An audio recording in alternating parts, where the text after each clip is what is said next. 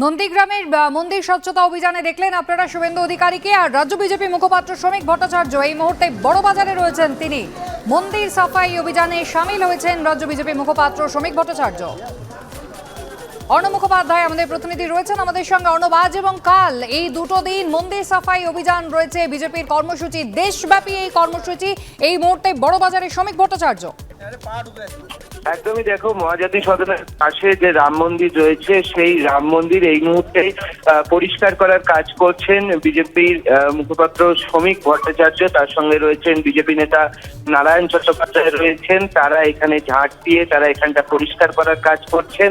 আমরা জানি যে 22 তারিখ অযোধ্যায় রাম মন্দির রয়েছে, তার আগে আজ বিজেপির কর্মসূচি নিয়েছে যে বিভিন্ন জায়গায় রাম মন্দির হোক বা বিশিষ্ট মন্দিরগুলো, এই মন্দিরগুলো তারা স্বচ্ছতা অভিযান চালাবেন সেখানে। এবং সেই অনুযায়ী আজকে যেমনটা দেখা যাচ্ছে যে রাম মন্দির, এই রাম মন্দির অত্যন্ত পুরনো মন্দির, ঠিক মহাজাতি সদন থেকে একটু এগিয়েই এখানে রাম মন্দির রয়েছে।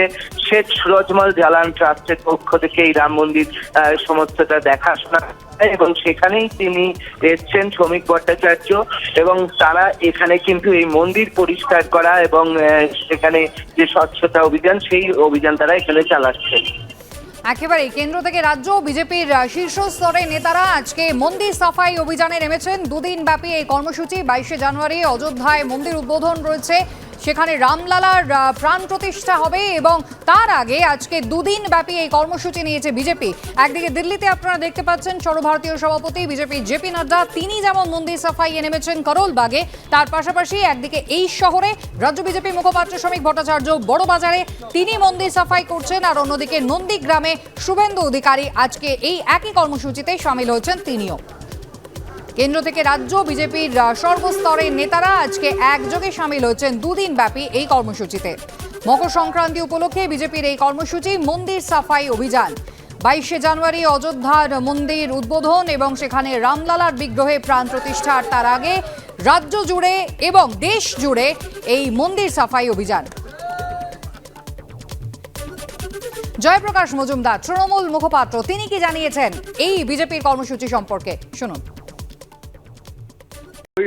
হইচই চলছে এবং এই রাম মন্দির, ধর্ম, জিগির এইটা দিয়ে মানুষের মন অন্যদিকে ঘুরিয়ে দেওয়ার চেষ্টা চলছে।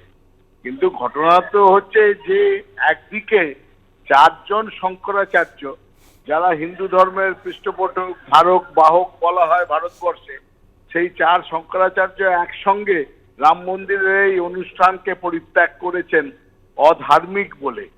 এর কি উত্তর আমরা এখনো শুনতে পাইনি। আর উল্টো দিকে এই নানা রকম কার্যবিধি করে তাতে কি মানুষের পেট ভরবে? মানুষের কি বেকারিত্ব দূর হবে? এরও প্রশ্নের উত্তর পাওয়া যায়নি। এরা নানা জায়গায় লোক দেখানো, মিডিয়াতে ভেসে থাকার জন্য অনেক রকম প্রোগ্রাম নিচ্ছেন।